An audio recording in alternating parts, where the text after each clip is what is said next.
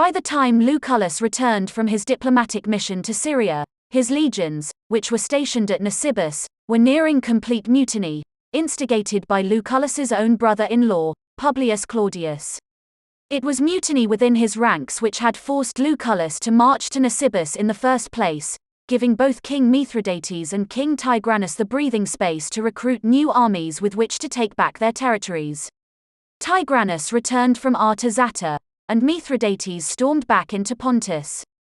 There, he defeated the garrison legions left behind by Lucullus to defend the kingdom. Later, Publius Claudius transferred, we are told, to the army of his other brother-in-law, Quintus Marcius Rex, who was proconsul of Cilicia. It's possible that Lucullus was unaware of his brother-in-law's role in the mutiny and sent him to Cilicia to beg Rex for more legions.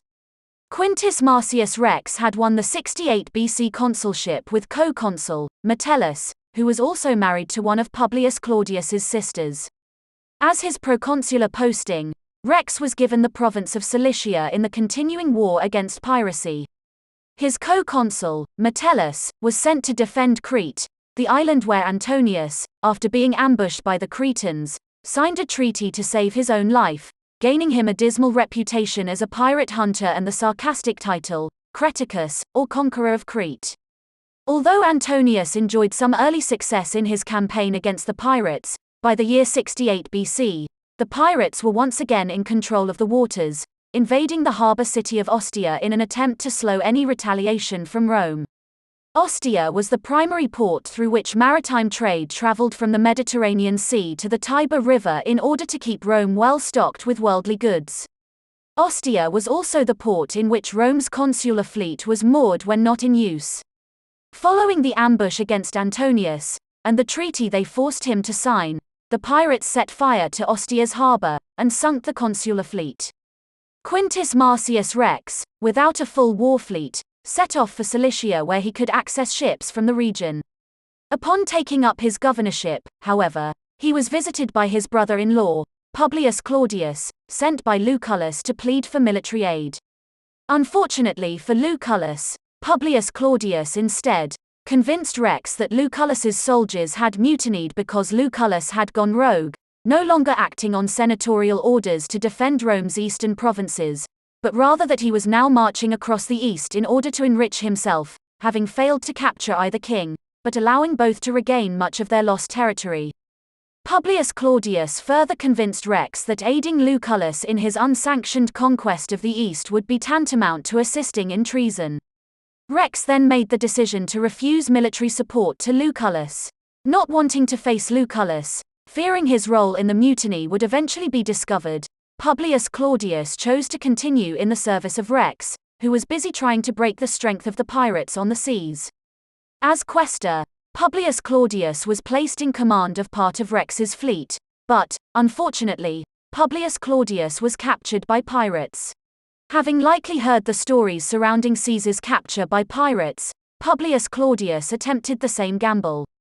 He promised his captors a substantial reward for his ransom, but Publius Claudius had won no military crowns as had Caesar.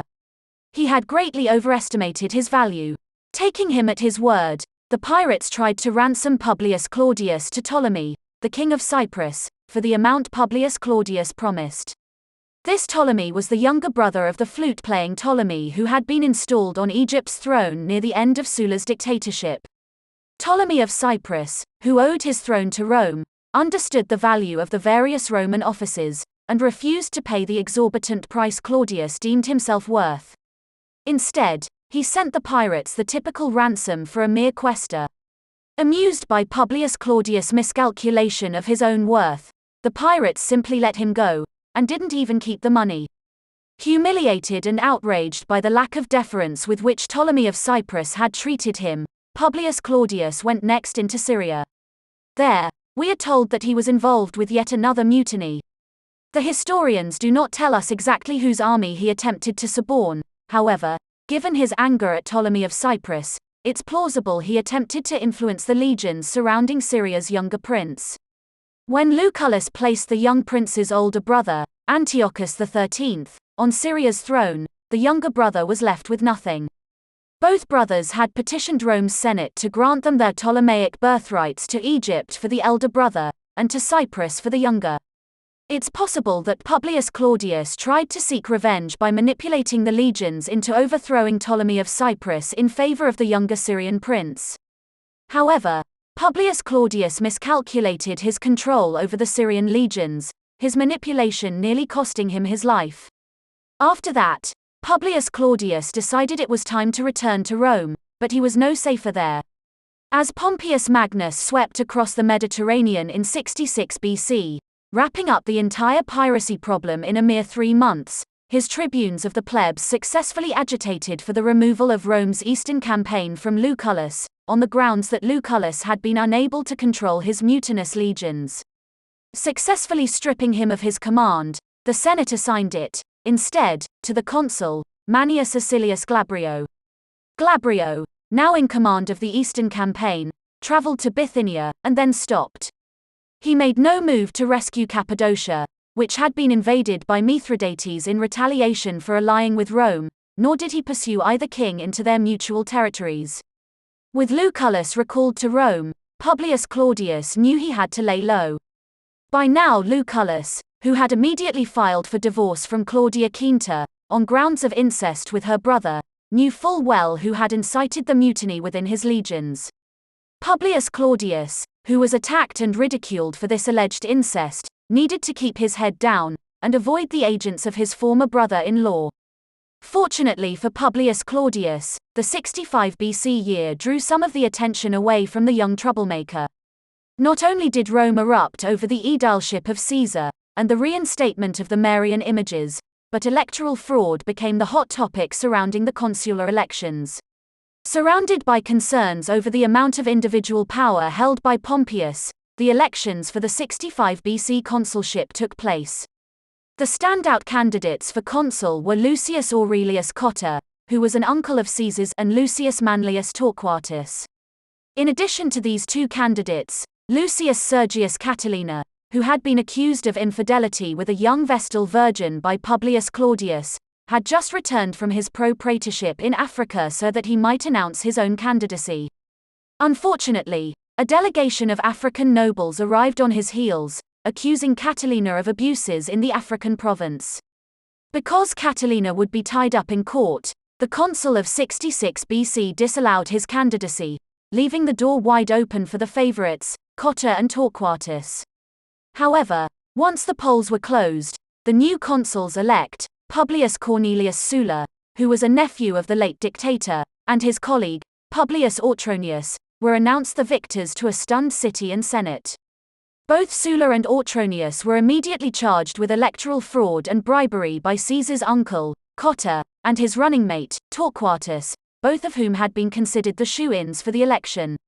Following an investigation and trial, Sulla and Autronius were found guilty of electoral fraud and bribery, and were not only stripped of their electoral offices, in accordance with the Lex Acilia Calpurnia, but they were expelled from the Senate as well.